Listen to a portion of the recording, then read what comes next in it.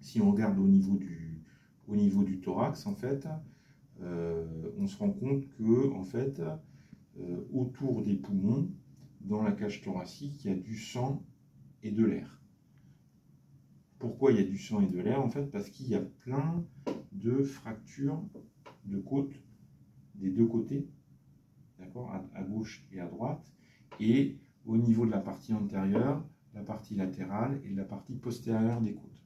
Donc ça enfin, qu'est-ce que ça va faire? Ben, ça va faire que vous ne pouvez plus respirer de façon correcte. Votre cage thoracique, quand vous gonflez les poumons, votre cage thoracique s'expand, vous expirez, elle revient. Mais là, en fait, tout est cassé. Donc tout est disjoint. Donc la mécanique en fait d'inflation et d'exsufflation, elle ne fonctionne plus en fait.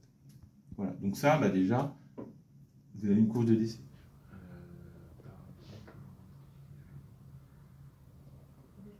Le fait d'avoir ces images-là avant l'autopsie, bah, ça change tout parce que le légiste sait déjà où il va, qu'est-ce qu'il va trouver en termes de fracture, qu'est-ce qu'il y a comme organe lésé, ou qu'est-ce qu'il suspecte, parce qu'on ne répond pas à tout, hein. Mais on peut dire, attention là, il faut vérifier tel ou tel organe, ou telle zone.